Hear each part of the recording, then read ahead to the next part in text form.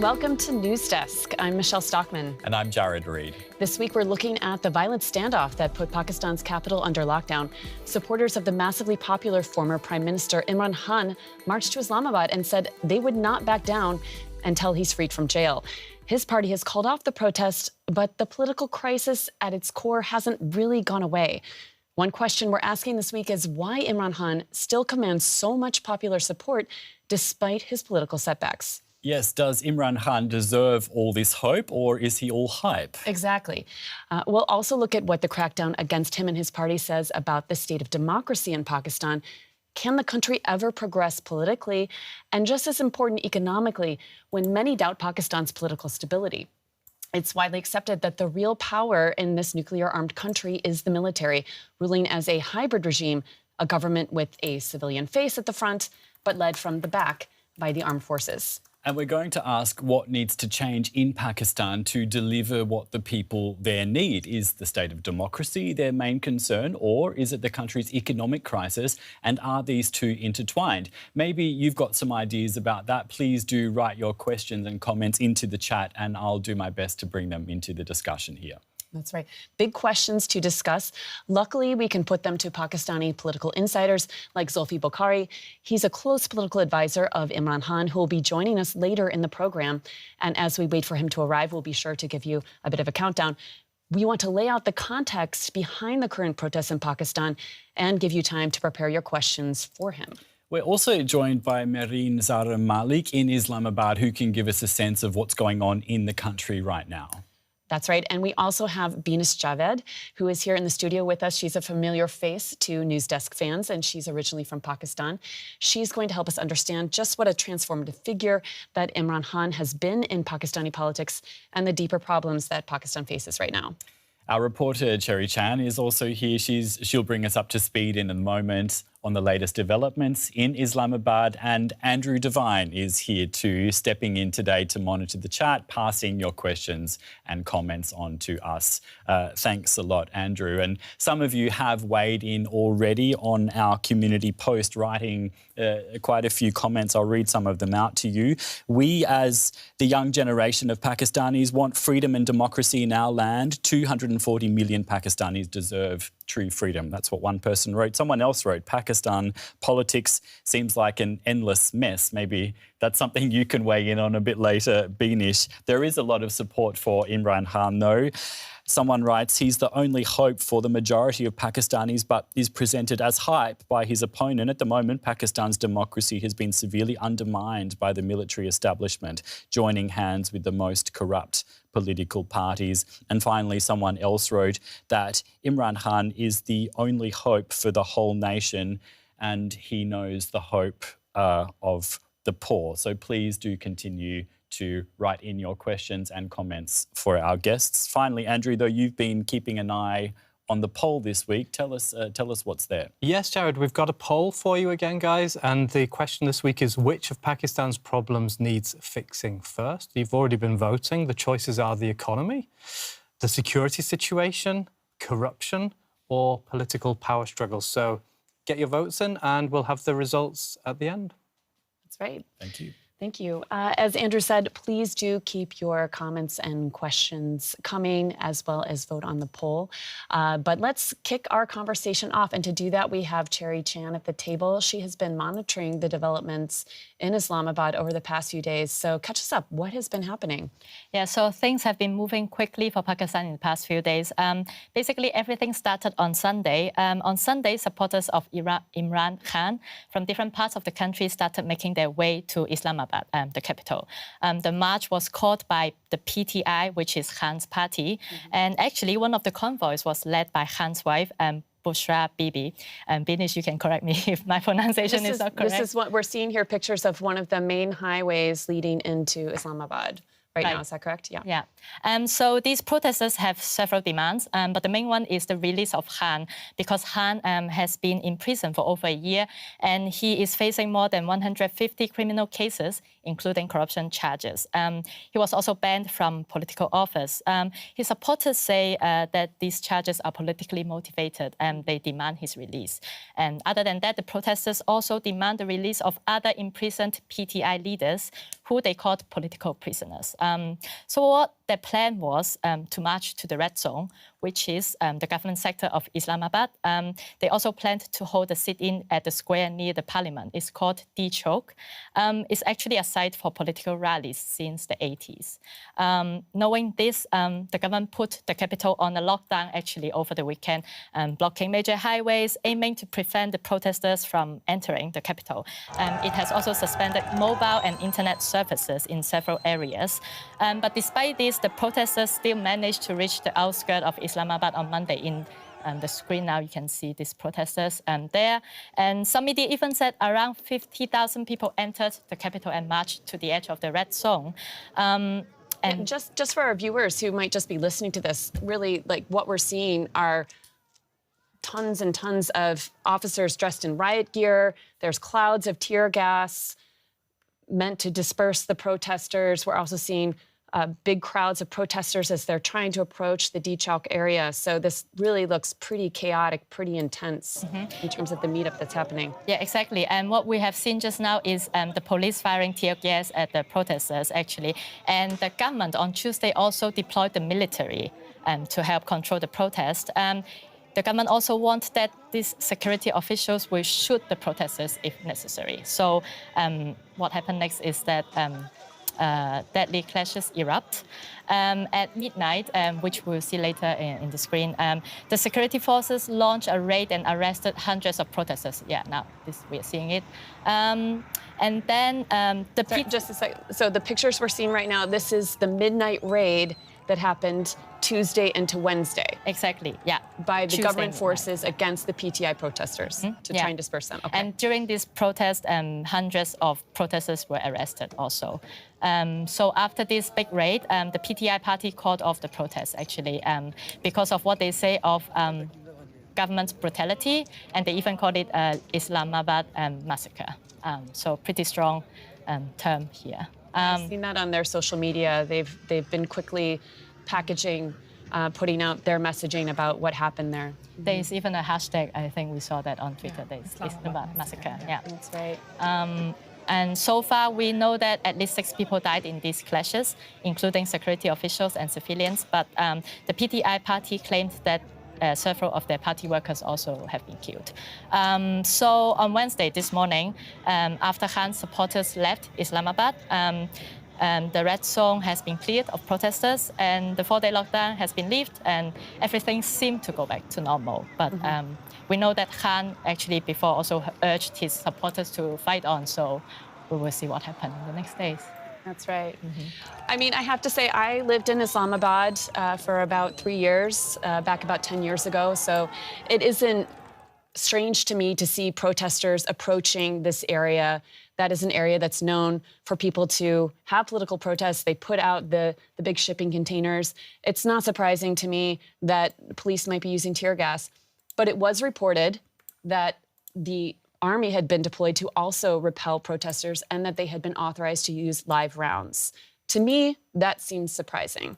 Beanish, you've also covered this. Does that seem like a pretty harsh crackdown on this particular protest? It appears to be. And I think what we see, what we've seen in these pictures is the government appears to use all its might and power to make sure that these protesters do not enter Islamabad, do not enter D-Chowk or the red zone, do not occupy that. And if, of course, we saw that they were finally able to enter, and then the government did not want to be in a position where they sit in and they start protesting, and their demands is something that the government wanted to avoid at any cost. They are asking for release of Imran Khan, their jail leader. They are asking for the release of other political prisoners. They are asking reversing of those constitutional changes which Imran Khan's party believe are being used to target them. And the government, what I think did not want to be in that position where they had to negotiate on these demands. And what appears to is, and PTI also claims that a lot of force, unnecessary and excessive force, was used to disperse the protesters.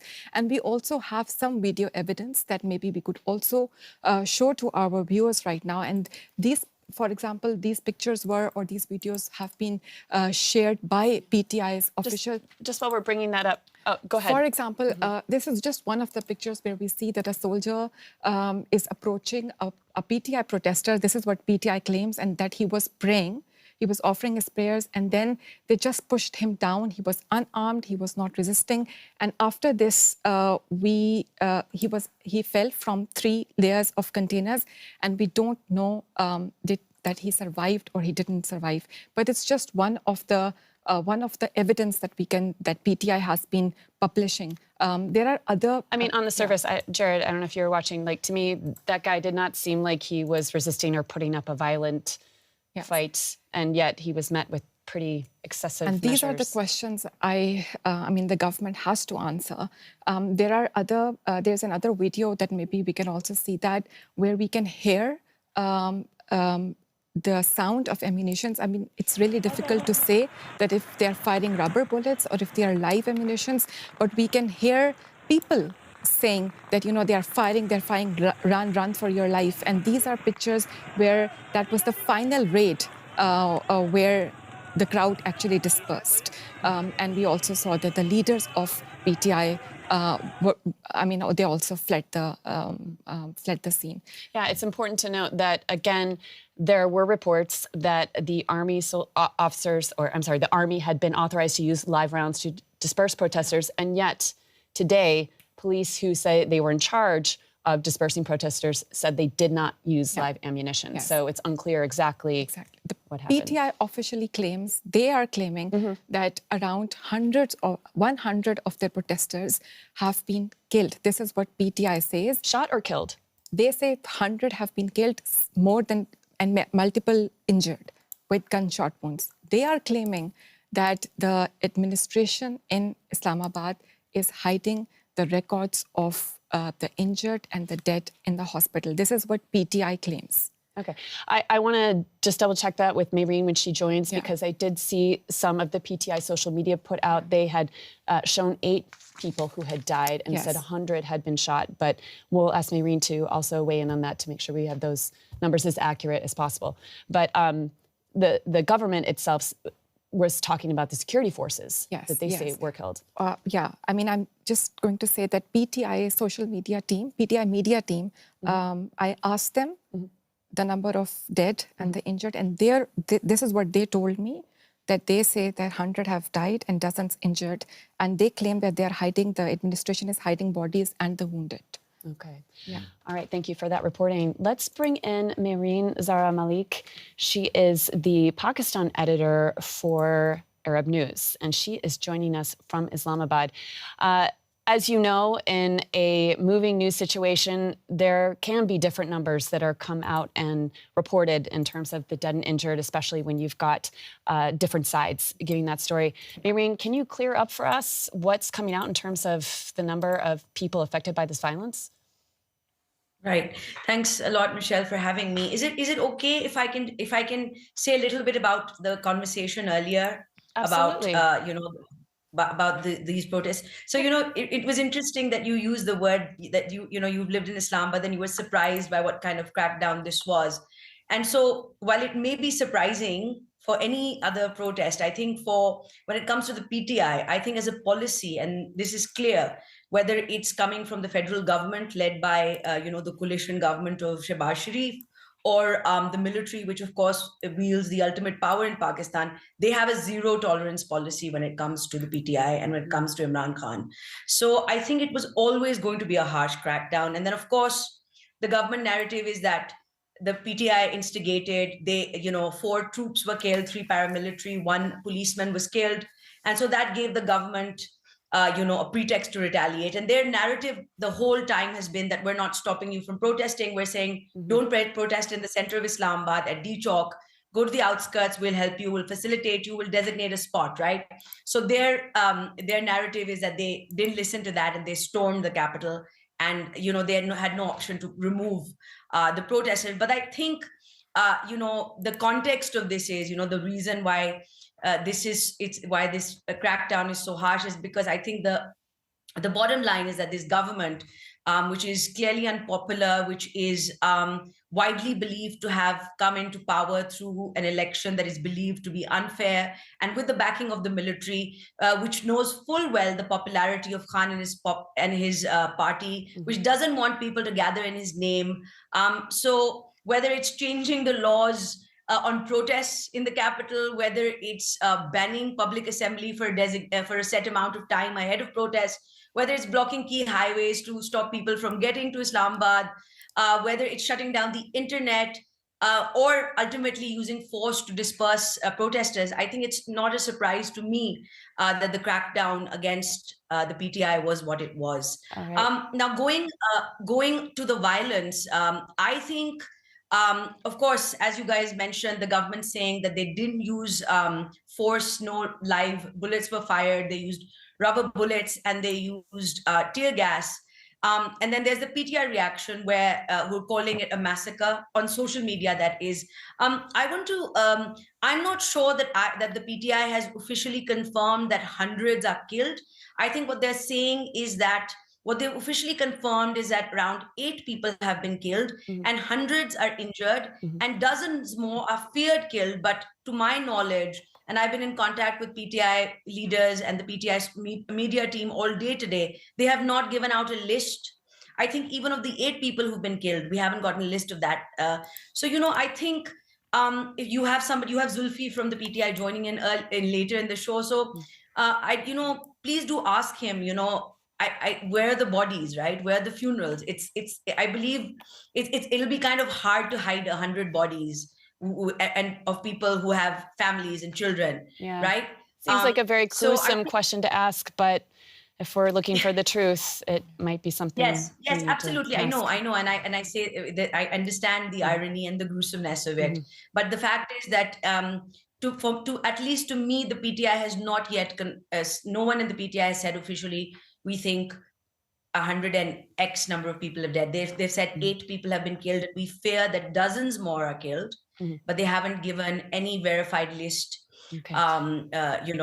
As far as I know. Okay, Mehreen, you are in Islamabad right now, so I want to ask you, what has been the reaction among people where you are to the violence that has unfurled over the past few days? I think that it's not just a reaction to the violence. It's just like the entire last 4 days, it started out with them, sealing off Islamabad and, shutting down all access to the rest of the country. Then shops and businesses were shut, then schools were shut. Then slowly sectors were shut, right? I mean, all the shops and markets near my house have been shut for days, right? So I think even if you're not from the PTI, if you're not on the PTI side, just as regular Pakistani citizens, we're asking, what was the point of blocking their protest by any means possible, right? Of disrupting people's daily lives and businesses, and then ultimately launching this crackdown, right?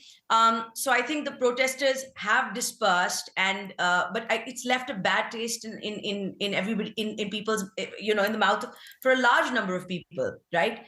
These scenes that you were just showing on your screen of the protest site, plunged in darkness, tear gas, charred remains of cars the next day, buses.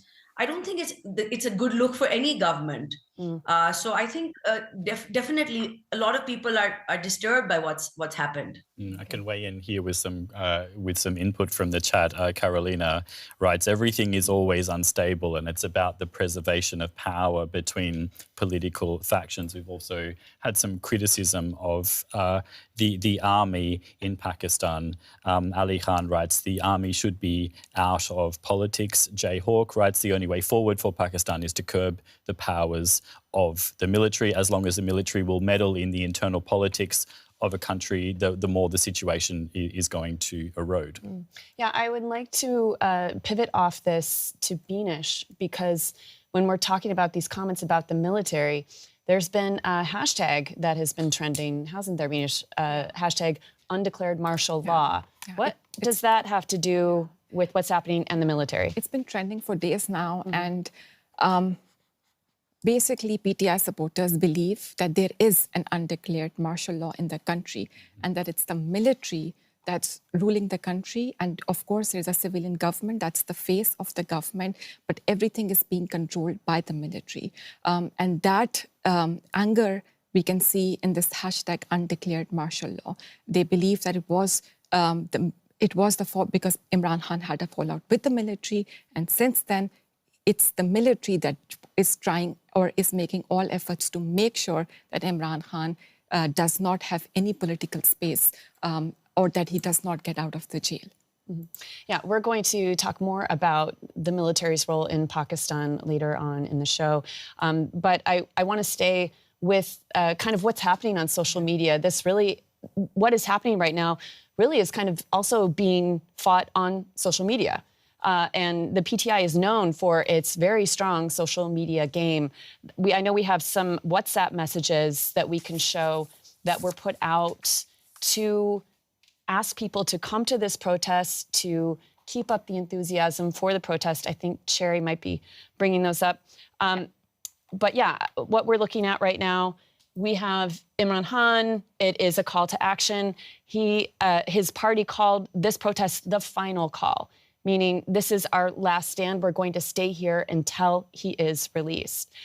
There's also messages here asking people to send in videos or evidence that they were subject to brutality when these protests were dispersed. And then there's another one. I don't know what this one is. You have to tell me, Binish. It's also about like revolution is happening now at D Chowk. So Okay. the revolution has reached D Chowk. Okay. So yeah, this is kind of like quite emotional and these kind of like very words that would further charge the people who were there. Yeah. We're hearing reports that they're up to about, and the last one, this is a call to action for people to spread their message in English on social media so that this message asking for the release of Imran Khan, knowledge of what happened in these protests is spread worldwide too. Which is a wider audience. This has been their strategy. And what we saw this time was that when they announced this 24 November protest, it was not only in Pakistan, there were protests in different capitals of the world. And actually that surprised a lot of people that PTI was able to, or that Imran Khan, that he's in jail, he's able to mobilize people not only in Pakistan, but also across the world, actually. Yeah. And I think this social media power says something about the PTI's ability to stay relevant and to continue to be a thorn in the side of the current government and the military. But Mehreen, I want to go back to you. Did the protesters who participated in this march, and we've heard reports of upwards of 50,000, did they believe that they were going to achieve what they were called to do, to get the release of Imran Khan? Well, Michelle, I think you kind of answered that question, in the earlier part of your question. I think that the measure of success here for the PTI or its followers is not that Khan would have been released from prison because of the street movement. I think, the top leaders knew that. Of course, the supporters, they're very impassioned supporters, so I think that is symbolic. And of course, that's an ultimate goal, of course, for the PTI, and they'll keep working on that. But I think the point of such rallies and sit-ins, and this time, you guys were just speaking about how well organized it was on social media and then in other capitals of the world, right? So I would say that the point of such rallies and sit-ins is to keep pressure on the government, right? To make the government react by taking these draconian measures, by carrying out these crackdowns, shutting down the internet, shutting down cities, slowing down WhatsApp. The aim of the PTI is to make the government look confused, to make the government look under siege. So I would say that that's how the PTI leadership, at least, would be measuring its success. It wants to keep politics in the country turbocharged. It wants to keep Imran Khan relevant, part of the conversation constantly. And it wants to keep the government constantly under pressure. And there's no doubt it's able to do that whenever it takes out a protest or a march like this. So I think that's, for them, they've been successful. Can I ask a question to Mehreen? Sure. So Mehreen, Yeah. hi. Do you think that for now, the government is now under some relief, and are they perceiving it as a big setback for PTI? What's their reaction in their body language? Well, the body language, you've seen the interior minister, the information minister. I mean, they're coming and doing press conferences, every hour, right? And they're saying that this was a political failure of the PTI, and that they of course the fact that Bushra, Imran Khan's wife, and another key leader, Ali Amin Gandapur, they kind of disappeared from the convoy once the raid began last night. They're saying, they fled like thieves. All of that. So I mean, the rhetoric of victory is there, and but the fact of the matter is that the PTI was able to go into de-chalk, into the red zone, despite the government's best efforts, despite all kinds of measures that were taken.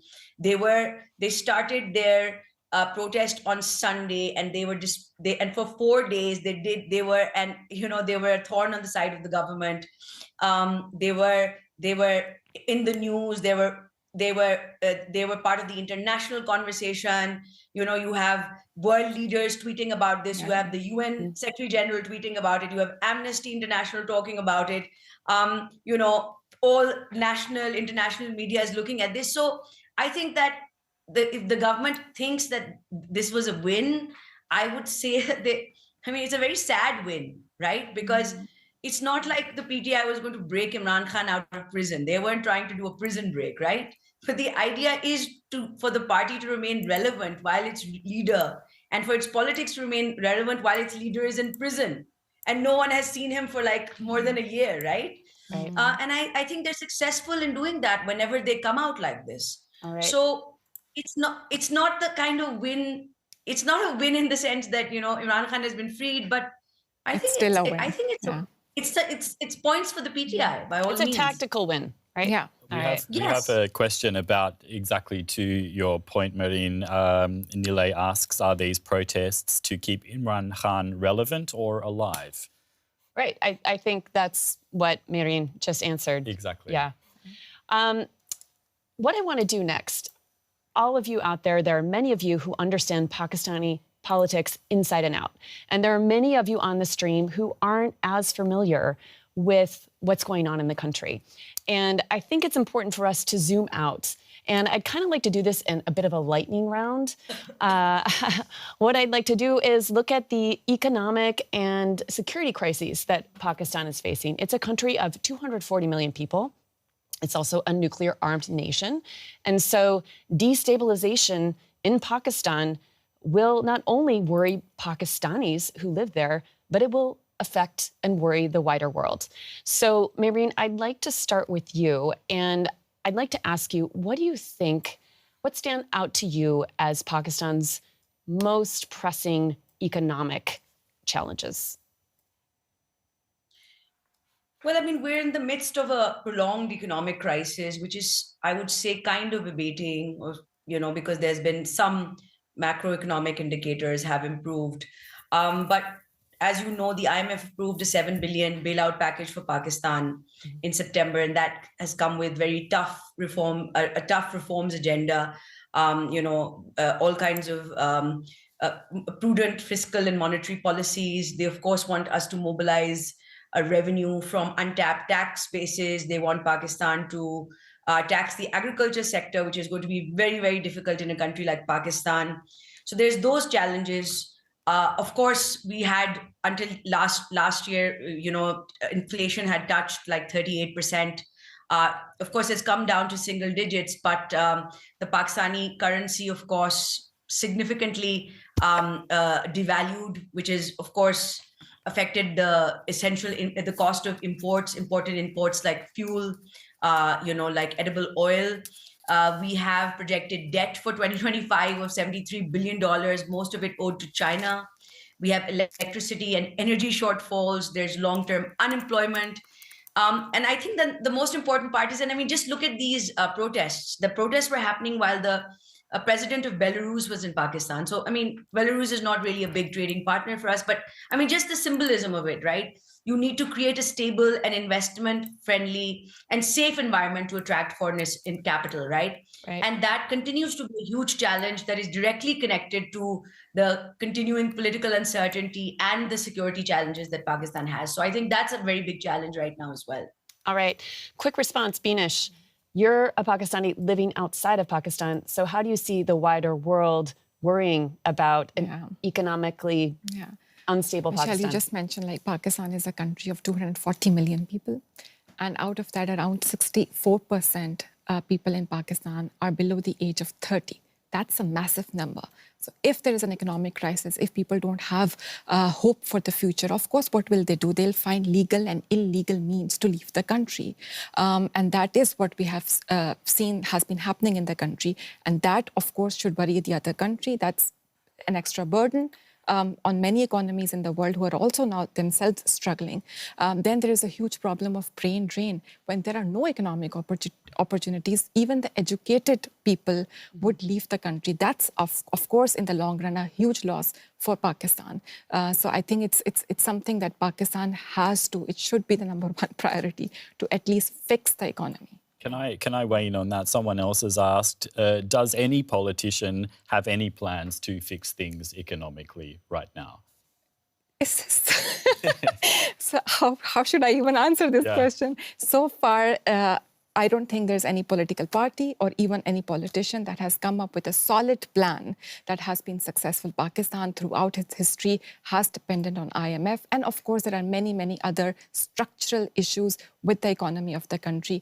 One of the main reasons, I would say, is, of course, the interference of the military also influencing economic institutions of Pakistan, including several other problems. So I don't see a leader or a politician or even a political party that is qualified and capable right now or has a plan to fix Pakistan's economy. Okay. All right. I promised everyone a countdown before Zulfi Bukhari would join the show. We've got about 9 more minutes before he's scheduled to get on. So let's keep up with our lightning round. I want to go back to you, Maureen. Let's talk about the security situation in Pakistan right now. What stands out to you as the biggest challenges there? Well, I mean, in the last few months, in fact, I would say in the last year or so, and, Binish can talk about this as well, we've seen a rise in militant attacks in Pakistan in an unprecedented way. So we had a big problem of militancy until military operations were launched in 2013, and then there was a big dip, and we reached this point where there was hardly ever any attacks by Pakistani standards, right? But then in recent months, we've seen attacks across the country by multiple groups. So in the northwest, which is bordering Afghanistan, you have mostly the indigenous Taliban group, which is the TTP, which is now carrying out daily attacks against policemen, government officials, army, paramilitary.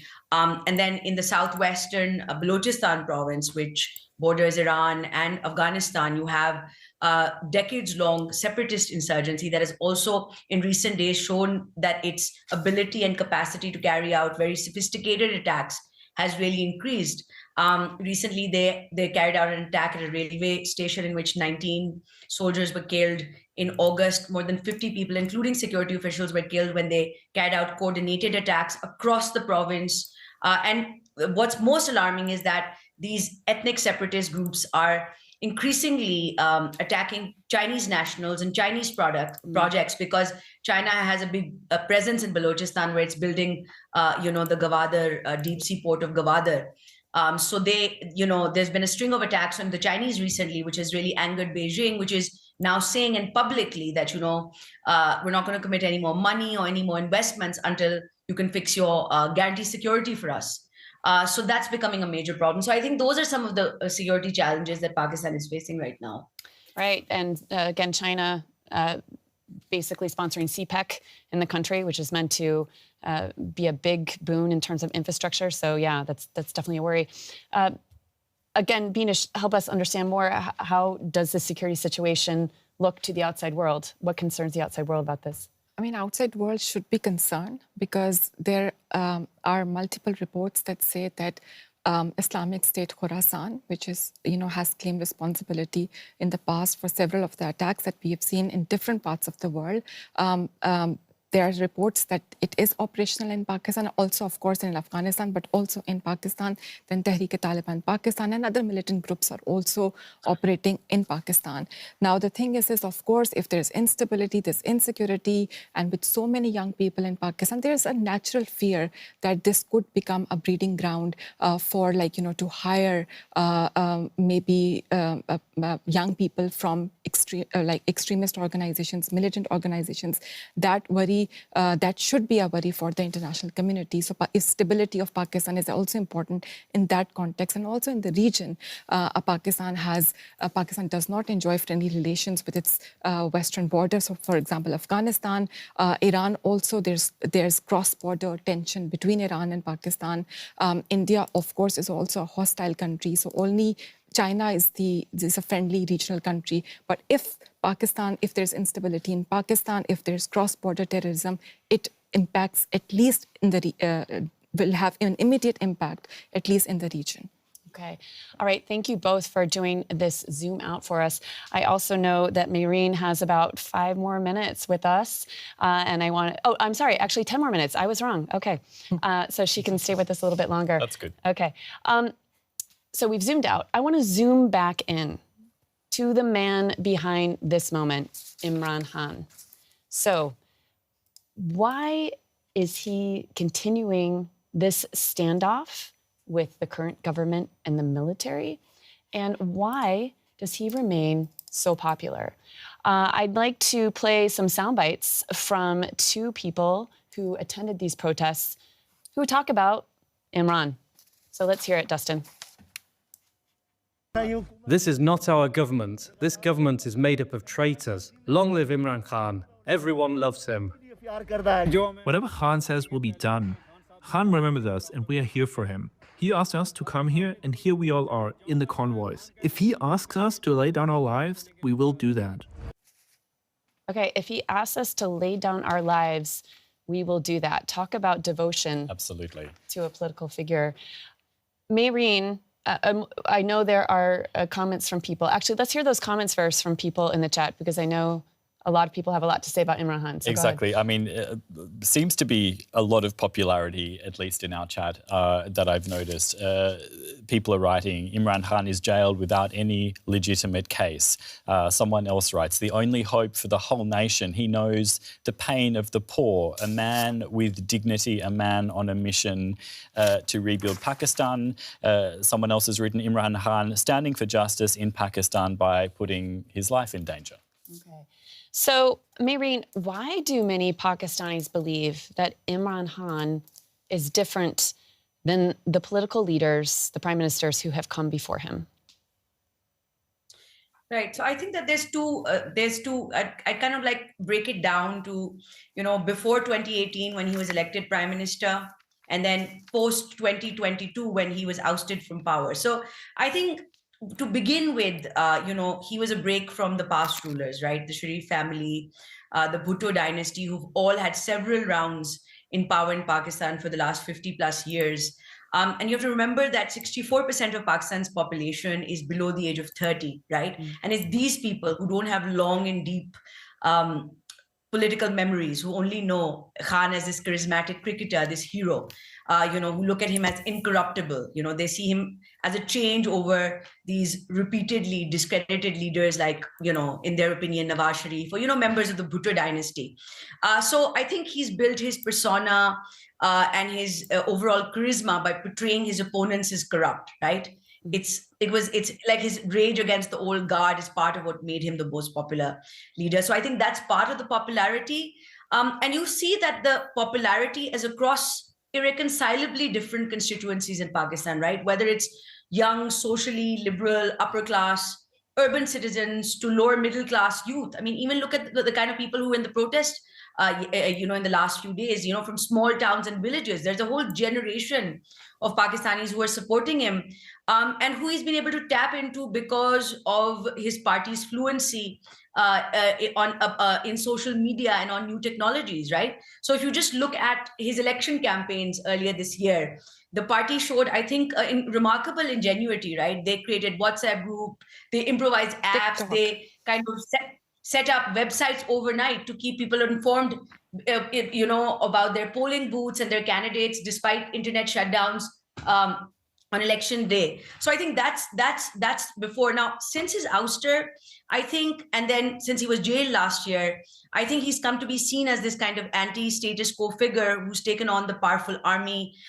taken on the state machinery, who's standing up against, standing up in the face of this state-backed, military-backed crackdown, who's in jail for what has come to be called in Urdu hakiki azadi, or real freedom. So now he's more popular than ever because he's seen as that kind of figure. So I think those are some of the reasons. Okay. I'd like to play a soundbite that Imran Khan gave. This was just after his first arrest in May of 2023.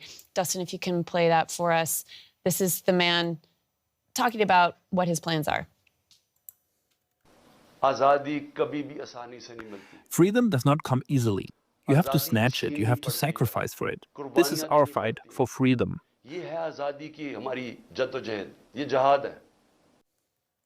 Okay, so at this point, he had been voted out of office in a no-confidence vote. He had been arrested on a number of charges, and those charges kept piling up. His party says they are politically motivated, and he turned to the people. Yeah. Many say he turned to street power to stay relevant. But help us understand, Binish, where did things go wrong for him? He was riding so high, and his fall seemed to happen so fast despite his popular support. So we can quickly go to April 2022 when he was Prime Minister. It was that time when he started having friction with the military. There were some disagreements on appointments of some of the high positions in the military, and also some differences on national and foreign policy decisions. And Imran Khan then started blaming. He said that his opposition conspired with the military, and actually at that time he said it was also the US was also supporting, so they all conspired to oust him from his office through a no-confidence vote. And when that actually happened, what we saw that he instantly became more popular, and he immediately was able to get sympathies of the people. He came on streets, he started protesting, and there was complete disruption that he was causing in the Pakistani system. And that confrontation between the military and him only increased because his narrative and his anger against the military became very, very public. He even accused an ISI general that he was behind an assassination attempt against him. So this kind of public criticism of the military, and he was able to mobilize thousands of Pakistanis on the streets with this narrative. And that, of course, made the confrontation much more worse. And the soundbite that we played is from 13th May. And it was, I think, 9th May that really became something that I would say Imran Khan or his party was not able to recover, because that was the day when he was, after his arrest, his protesters expressed their anger at the military. So they attacked the military installations. They even attacked an army general's house. And this was something that was a complete red line for the military. And they called him a threat to national security. And that is when we see that they still have this bad reputation and this stain on them that the military calls them, or they're perceived by many of his opposition members are perceived as anti-state, and they had denied it. Imran Khan denied it, that they like his supporters did not do it, but that's something that he is still to date fighting. Yeah, so we saw Imran Khan riding his huge wave of popular support, and it met up with the monolith that is the military, that, again, many analysts inside and outside the country say are the real power in the country. Maureen, I do believe you need to go pretty soon. Can we ask you for one more question? You're okay? All right. It's fine. I can stay for a little bit. Yeah. Okay, great. I wanted to ask you, help us understand, when we're talking about this monolith that is the military, and that many consider Pakistan a hybrid regime. We talked about this running up to the election in February, that this is an issue in Pakistan. So help us understand, what is a hybrid regime? I would say that a hybrid regime is a system of government which has both democratic and autocratic features, right? So you will simultaneously have political repressions, but you also have things like regular elections, right? So in the case of Pakistan, you have a civilian government in place, but the invisible and not so invisible guiding hand of politics is the army, right? It's the army that's making the decisions, that's running the show, whether it's economic decisions, whether it's how we run our foreign policy, what we do, how we deal with terrorists. The army is in the driving seat. And we look at it as a major win in Pakistan, that Pakistan hasn't had a coup now in about 25 years, right? The last coup was 1999. But the truth is that the way the system is configured now, this hybrid regime, the military has so much power that it doesn't need to carry out a coup, right? When you have all the decision-making power without having to overthrow the system, why would you carry out a coup and deal with the international sanctions and the unpopularity and all of that, right?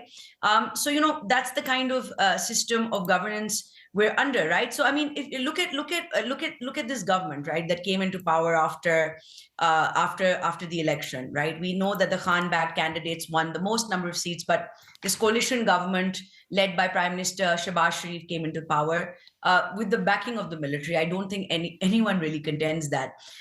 So look at what has happened since then, right? We have a government that is entirely doing the army's bidding, right? They're passing laws to curtail dissent. They're trying to rein in the independence of the judiciary through constitutional amendments. They've extended the service tenure of the army chief, the naval chief, the army chief, right? And so the army is able to get all the things done that they want to, right? And the government is doing them because they think and they know that they don't have the popularity to come into power without the army's backing. They don't have the people's support, right? So in so many ways, the hard-won democratic freedoms of the last 2 decades, they've massively rolled back. And this is kind of like a textbook hybrid regime that we're living in right now. Yeah. And Beenish, why has this been so damaging to Pakistan's progress and development? I mean, of course, if the military has influenced all important institutions of the country, then there is lack of transparency. And then, of course, over years, we see that the democratic institutions in the country have not become independent, have not become functional. If we look at many of the big corporations that are run by the government, we see a lot of bureaucracy there. We see a lot of there's no innovation, there's no development, because, of course, military has their own way of controlling things. And many of the businesses, like we were chatting before, when I say that when I enter Pakistan and when I land at Islamabad airport on my way to home, I cross many military installations. So there's a big military university that I will cross, then a big military bank that I will cross, then a big marriage hall run by the military that I'll cross, a big hospital that is run by the military. Businesses big run businesses and owned by the run military. and owned by the military. And therefore, there have been, of course, deficiencies. And when politicians come to power, because they are weak, they are also coming with the backing of the military. They are also not independent to innovate. They're also not independent to take risky decisions. So certainly this model or this system has not worked for Pakistan, especially when we look at some other regional countries where at least the democracy has strengthened over here. Someone in the chat is calling it a failure of institutions, institutional failure in Pakistan. Do you sort of agree with that? Quite that much? Yes, I mean, it's hard to disagree because if the institutions are, for any healthy democracy, the judiciary has to be independent, media has to be independent. So there is accountability. That we have seen a major backsliding of democracy in Pakistan in the past couple of years. And of course, that has economic repercussions. Right. Okay. Maureen, we can let you go now. Do you have any final thoughts that you want to leave us with about what the outlook is right now in Pakistan? I guess I think that things are going to get worse, I think, for the PTI before they get better. There's no indication that the government and the army, especially the army, is ready to show them any flexibility, whether it's in releasing political prisoners or political figures like Khan and others, or giving them the space to hold protests or to speak freely. I think the crackdowns will continue.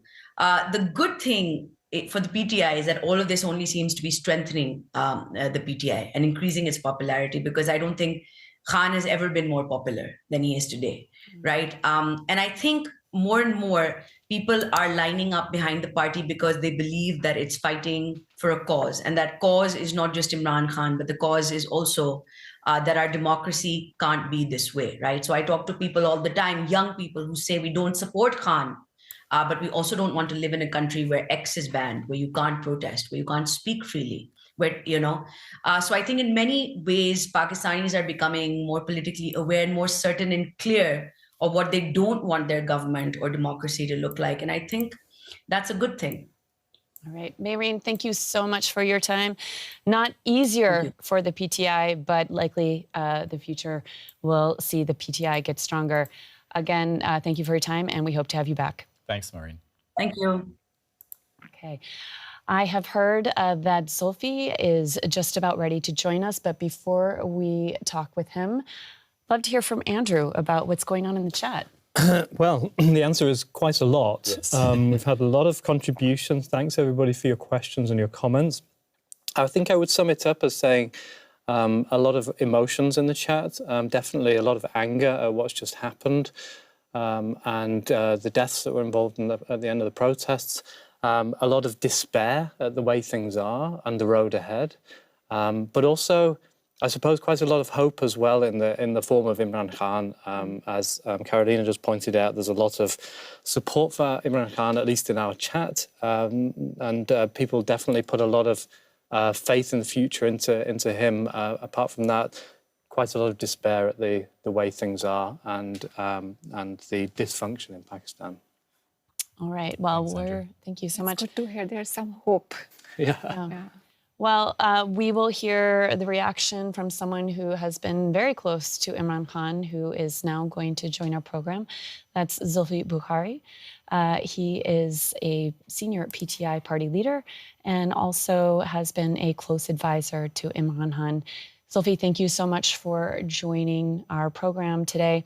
I'd first like to ask you, Imran Khan called this protest the last stand, and yet the party decided to call things off. Why? Well, no one expected such a massacre. We expected forms of brutality and resistance, but no one really thought that, your own armed law enforcement agencies are going to open direct fire in such a heavy manner as they did last night. I can tell you with credibility, and sooner or later it'll come out in the next 48 to 72 hours. But I have an individual who works for me, two actually. One I've tweeted about, and he's still in the public hospital because he got shot between his leg and his hip and his groin, and it's hit his larger intestine. And so they've had to pull the intestines out and put a bag there. And his family's there, and we're trying to move him to Shifa, which is a private hospital, but we're not being able to because no paperwork of his is being provided. His family who is sitting there, and my own guys that are sitting there, and I hope they don't get arrested now, but they have seen dozens of dead bodies come into the mortuary in both the polyclinic and in PIMS, which are both government-run hospitals. You have your intelligence agencies, and you have the Interior Ministry planted inside and outside. No doctor is giving any relief documents for them to relieve bodies over to the deceased families, nor are they even allowing, like my person or the person that I know personally, to be even shifted to another private hospital because he might get better care and better treatment. But they're not even allowing that because the bullet hasn't come out of him as yet. So the blockage that you're seeing at the moment and the numbers you're seeing at the moment of 9 only dead is I promise you the tip of the iceberg. Unfortunately, it's a lot more than that. So, Zulfi, you're saying that we can't get an accurate count of how many people were killed in this protest because the hospital is not releasing documents to show that they are confirmed dead or that they were treated. Yet we're also, it's difficult from the outside because we're hearing government sources that aren't confirming these numbers. And we had a journalist earlier on who asked me to kind of ask a gruesome question, like, how can we trust that what you're saying is true? Look, let me be categorically clear. The government's never going to admit what's going on because they're the ones that have done it. If you've committed murder, you will not be sitting on TV right now saying, I've committed murder of 40-odd people. I speak with a lot of responsibility. I double check things over and over again before. Even the opposition can vouch that I never put out unreasonable or illogical or untruthful tweet on anything. I keep it as factual as possible. I'm telling you with great responsibility that there are about 40 dead, and sooner or later it will come out. I have families, I have workers' families who are sitting there and who are being intimidated, that if you do not take the dead bodies straight out to your constituency or from their area to get buried, not allowed to say a word. In some smaller hospitals, money's been taken because they realize the deceased family will do anything at this time to get the body and leave. So they're even asking money for it. But I can confirm to you that there is around 40 dead. So when you asked me earlier that why did the protests be called off, is because I promise you, for the love of us, we did not expect them to come in, switch the lights off around the container and around where all the protesters were. So electricity was cut off, sound was cut off. And there's viral videos, which if you want, I can send you, that is just showing bursts of gunfire, and many died. And Zulfi, that number, I think, is only going to increase. I mean, this has attracted worldwide attention. Amnesty International has called out Pakistan for excessive force in dispersing the protesters. That absolutely is on everyone's radar. The question I do have is, the government did say we'll allow this protest in a designated area, and yet the party urged the protesters to go to D Chowk, which was one of the forbidden areas. And people, you know the devotion that people have to Imran Khan. Was Imran Khan and the party putting people in danger by asking them to go to this area instead of staying in the area that was designated for protesting? Look, first of all, let me make something, the facts or the timeline is a little bit off. The designated area provided by the government wasn't done prior to our protest. It was when we had hit the outskirts of Islamabad anyways. Now, for last 48 hours, and the biggest critic of PTI or myself or Imran Khan can vouch that for the last 48 to 72 hours, from mobile service to internet service has been broken. You're using VPN, and even VPN has really stopped working just until about half an hour ago when the Prime Minister was giving a speech. You can't even download a single picture or a tweet or a video or a voice note. We have a very tight-knit political committee. We could not even send messages barely to each other. The only information that was really being able to get relayed out was to people like me who are on the outside and then have better internet connection. So getting a message across to everybody that you are going to go sit in a new designated area while half the people are staggered across, have passed that point also, and the other half are not. Now, if you don't go forward, the people that have lingered or have gone in front of you, you're leaving them high and dry, firstly. Secondly, our whole sit-in was, from the day one, we've been saying is a peaceful sit-in. We've been asking for permission for the last 1 year, not a week, not 6 months, not 3 months, not 2 months. Why had the courts have been denying us permission, and then once we're all scattered and the protest is out, how are you supposed to control it? The reality is that when a protest of that magnitude gets out, no one can control it. Not me, not anyone else, because A, your internet is all cut off and there's no phones. But B, it's actually organic protest. So people are just out now and they're charged. It's hard to bring them back. It's not, we're not a military or a militia that is well organized, or we're a political party, and people came out organically and they went their own way. Point is that it was always going to be a peaceful protest. Why were you so scared? Why are you so insecure? Why did you not talk to us earlier? Why did you not give us permission earlier? Even if you haven't and we've come there, just surround us. Give us what governments do. They even provide water for the protesters. Just give us security that we're not attacked and let us peacefully sit there. What can justify anything whatsoever? Going to D-Chowk, not going to D-Chowk. What could ever justify killing 40 of your own people? I mean, there's no conversation to be had anymore. Right. 40 people are dead. And 40 people who came out in the name of Imran Khan to ask for his release. We know that in July, the UN Working Group on Arbitrary Detention said that Imran Khan is a victim of repression. They said that his detention is against international law, and they called for his immediate release. Dawn newspaper also released some pictures of where he's been held, which I'd just like to bring up just to show everyone the kind of condition that he's been in. I would like to ask you, your party has said that the charges against him are politically trumped up. Why do you think that he's being kept in prison in these conditions that we're seeing? I mean, again, this is not the luxury that we're expecting someone who's been a world leader, who's now a political prisoner. I mean, I've been to his Bani Gala home. He has his own gym. Right. There, yeah. So why is he being kept in prison?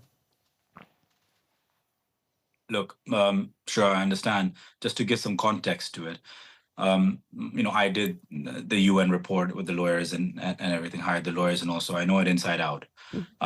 Just to add to what you said about the UN report, they also said that not only that he should be released immediately and that he's in for political victimization, they actually also said that he should be released immediately and given compensation. Yes, and they also said that he was kept in prison and these charges were trumped up against him so that he does not partake in the 2024 election. They also said that the people who trumped up these charges and involved in this should be put under inquiry. So you've probably very rarely, I've seen Anwar Ibrahim's, Prime Minister Anwar Ibrahim's working group report. I've seen other people's. Very rarely have you seen a unanimous one-sided report as you did with this UN arbitrary detention working group report. You actually haven't seen that with other prime ministers, the way that it was categorically in every stage for Imran Khan, same with Amnesty International. Don't forget, Imran Khan has been given bail on pretty much every single one of his cases that were trumped up against him, the major ones. Only 5 days ago or 6 days ago, he was given bail again, and the judge said for immediate release. And guess what? He was put under remand for 5 days after being in prison for 1.5 years.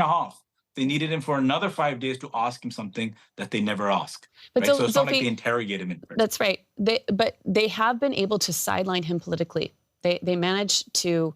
His opposition managed to get him out of office, so he was no longer in charge. So why is it necessary that they're trying to keep him in prison? He's a political monster at the moment. He's never been more popular. The party has never has appealed to all sectors of society. Keeping Imran Khan, you see, you have all the parties and all the leaders on one side. Now they only have one kryptonite, and that's Imran Khan. So it's everybody against one man. Now, if Imran Khan comes out, or if Imran Khan is allowed to participate in politics openly outside of prison, then, the others stand no chance. So the problem is that they're all united because Imran Khan is there. If, God forbid, Imran Khan wasn't there, or the assassination attempt on him was successful, which we all forget about, that he was shot 3 times in the leg. But you forget, if he wasn't there, these parties will be fighting amongst each other. They're only won because Imran Khan is there, because he is that popular. It is that one-sided. It is that lopsided, and that is that where the entire country stands behind him. There is no reason for him to be in prison whatsoever. He's been either acquitted or got bail for the cases that are being run. He's in what we call a death cell. It's a death row cell. They've added a slight wall into it. I've stayed 12 nights in that cell as well. And he's actually entitled to a much better cell, being a former prime minister and being a taxpayer and having a degree. But he's not even given those rights. And whenever things go, when anything is tense, like it has been in the last few days or a couple of weeks before that, they'll cut off his electricity in prison. He's been in prison for 36-hour lockdown. They'll hose the prison cell that you just showed down so that the floors are even more wet, and his mattresses and all are wet, so it's harder for him to sleep and so on forth. So, this is the way that he's being treated. All right. Again, a pretty grim picture of what he risked in order to put himself forward politically. Looks like Beanish has a question. Yeah. I mean, hi, Zulfi. Do you think that there is, do you fear there's a threat to his life right now in Beanish, jail? I think look, without trying to sound too dramatic, I think there's always a threat to his life. I think we forget, again, I repeat, that there's been a failed assassination attempt, and it didn't just skim him. There were 3 direct bullets in his leg, and he nearly bled to death by the time he got to the hospital. He just didn't trust any other hospital, so he wanted to be driven to his own trust hospital. At the same time, there's been other incidences which we can call that we thought that he might, there's going to be an attempt to his life. Do I think that is there an immediate threat to his life? No, I don't. But you can't put anything past it, because of the simple reason, like I said earlier, is that he's becoming a political monster. Now, everything you are doing, you killed 40 people today. You've got half of our leadership in prison. You had Imran Khan in prison for 1.5 years. We're either in exile. We're not allowed to even hold our political flag out on the road. I'm not allowed to come on national television. Imagine, I can't come on local television. I can only come on international television, and bless international television for that. So when you've got all these things going on, yet Imran Khan is getting bigger and bigger and bigger. So at some point, it wouldn't be unnatural to think that, what are the people that want to keep him out of it all? What are they going to do next? It's very plausible. So I wouldn't say it's an immediate threat, but I'd say it's very, very plausible. Okay, so we are here in 2024, and you're saying that Imran Khan is viewed by many in the country, and let's call it the establishment, see him as a political monster. But let's go back in time to 2018. When he had just been elected, he had a very popular mandate, not only amongst the public, but also amongst the so-called establishment. He had apparently the military backing. And he made promises to address some of these systemic issues that Pakistan is suffering from. He said that he would wipe out corruption, and he said that he would provide employment. And yet, 4 years into his tenure, Pakistan had the worst inflation of any South Asian country, and there has been developing middle-class poverty. People can't afford to pay their bills, their electricity bills. They can't afford to buy food. Why did he not deliver on his promises? Look, I disagree with that. I think that if you look at Imran Khan's 4-year term, I was a minister in his cabinet. I believe that with COVID, for 2 years of those 4, I think Pakistan, and according to the Times and to a couple of other international publications, The Economist as well, Pakistan probably handled COVID as I think the 2nd or 3rd best in the world. If you ask anyone in Pakistan today, anyone from any walks of life, was their personal living better today or 2 years ago? I guarantee you they'll say 2 years ago. We left, people used to start complaining that inflation is on the rise and economically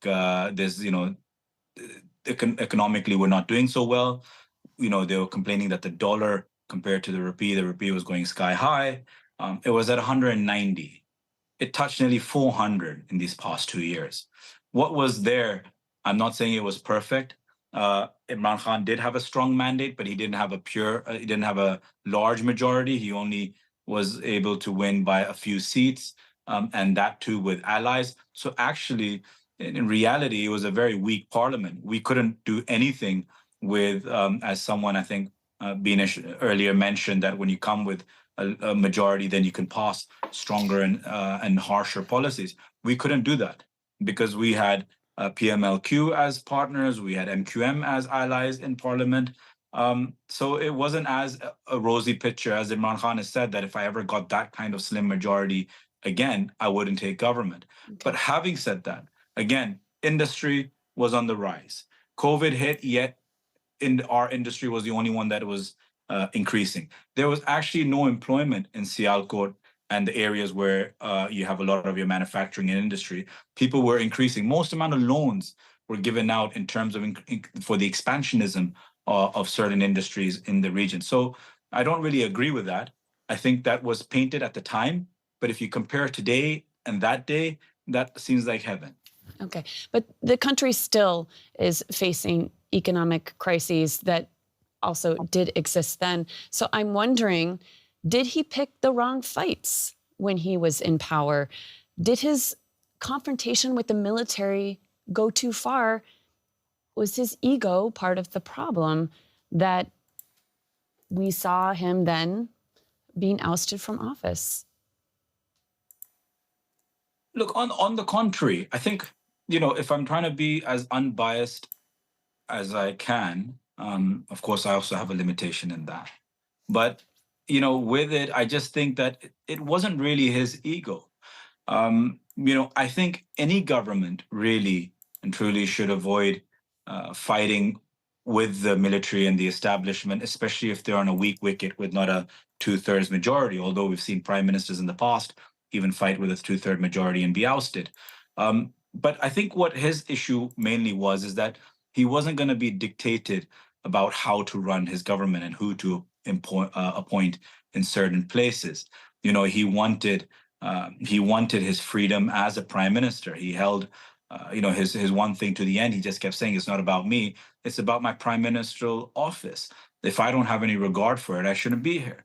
And he was literally trying to be dictated about who should have chief minister and who should he have as someone else. And again, I'm not defending that all his choices or our choices were correct. We had some lousy appointments, without a doubt. But you must understand something. When you don't like someone's appointment, or if we couldn't deliver, like you were saying, if we weren't going to deliver for the people of Pakistan, and if we weren't going to, let's say we had a lot of criticism with our selection of the chief minister of Punjab, if all these things were true, which perhaps they are, then you would just not vote for Imran Khan in the next election. That's how democracies work. You don't throw him in prison for 200 cases. You don't throw his leadership into prison. You don't start martyring 40-odd people or more in the time period. You don't throw 13,000 people at that time when the crackdown happened in prison. Today, in the last 48 hours, 4,000 people have been thrown into prison. You just don't vote. Go vote for whoever you want if you didn't like the policies. This is not the way how a democracy works. So everything that, you see, the problem in Pakistani, and sometimes happens in Pakistani politics, is that to defend the other side, they will throw things which are policy matters, which all you actually just end up doing is saying, I'm going to vote for so-and-so next time. But no one wants to address the elephant in the room that Imran Khan is from terrorism cases to illegal marriages. I mean, when they couldn't find anything on them, they said, oops, you and your wife didn't realize you got married illegally. But the two people who are getting married don't know that they got married illegally. So it shows you to the lengths that everyone's going to, just to defend what's happening. He is behind bars and yet manages to stay incredibly relevant. We're looking at what just happened over the past few days. Everyone is talking about Imran Khan. Everyone is talking about PTI. It's all over social media. However, this protest was called off. Was it a victory for PTI or for the government? You know, I woke up today morning feeling very sick in the stomach. And, you know, I have a couple of people that are close to me fighting for their lives in hospital. And I know a lot of families I've spoken to in the morning. I think when your own people die, let it be one or let it be 40, the country loses as a whole. I think it's not only terrible, but it's disgusting. And I think, you know, the whole country has a lot to be ashamed about. Right. What do you see for Imran Khan's future? Do you see him being released and a return to power? I absolutely do. I've spent a lot of time with him. I know him personally and professionally. I've worked for him under his government, and I've been a friend of his previously. He's one of those people that always ends up winning. You know, he's persistent. He's very clear in what he wants to achieve. And one thing I'll always say is that his intentions are always clear. So I think there are a lot of hardships to come. I think Mehreen said it prior to her leaving the group. I think we have hardship to come ahead of us. It's going to be an uphill struggle. But at the end of the day, you know, we all live in hope that, you know, tyranny can't last forever. If it does, then, you know, the entire world is a very grim place. So we believe that hope always wins at the end. Right. All right. Zulfi Bukhari, thank you so much for joining News Desk, Thank you. we hope to have you back. Thank you very much. All right. Interesting. Yeah. Any feedback on this from people in the chat? Yeah, there are a lot of comments. I think Andrew was sort of alluding to this sort of, I guess, a depression almost among some of the people on this trajectory as to what's happening at the moment, why these developments over the past few days have happened, but what this is all kind of pointing to. I guess people are talking about freedom and fairness and how that seems to be in short supply at the moment in Pakistan, and the military's role in all of this, and how this is really affecting people's everyday lives. Yeah. I mean, leading up to this, over the past year, conversations I've had with people really has focused a lot on the difficulty of life in Pakistan with the prices rising. Yeah. But a lot of people I've spoken to really still see Imran Khan as someone who they would want to see in office because of what he has promised and kind of the iconoclast that he is, willing to stand up against a system that hasn't worked for many people already for many years. Yeah. I mean, he's a person with many flaws, I would say. He made mistakes in the past, but despite all of that, this is a reality that the current establishment is really grappling with, that he remains popular. He is a popular figure. Most Pakistanis support him. We have seen that in the election as well, that despite so many obstacles, the PTI-backed independent candidates were able to win the most seats. And this is a reality. I think the current government, the establishment, it's very difficult, but they have to accept this. And I think that is the only way when Pakistan goes through a process of really free and fair election, and let people choose who they want to vote for. And if there are unfair cases against them, as PTI claims, that also needs to be sorted. You said the word acceptance there. Is that really actually going to happen? The thing is this, that for how long will Pakistan continue to suffer? It's a loss for the government, it's loss for the military as well. They are also losing their credibility. They have lost a lot of their credibility. So at the end of the day, if somebody has to think about the country, and somebody has to think about the people in the country. And that process, Pakistanis still believe in democracy. And they have shown through the votes last time. And that I see the only solution that Pakistan may be able to get out of this crisis. All right. Well, thank you everyone for your comments, all of you out there as well. I really appreciate the insights that were brought to the table. I learned a lot. And yeah, we've had a great talk. So thanks for joining. Should we look at the poll results? Yes, we should.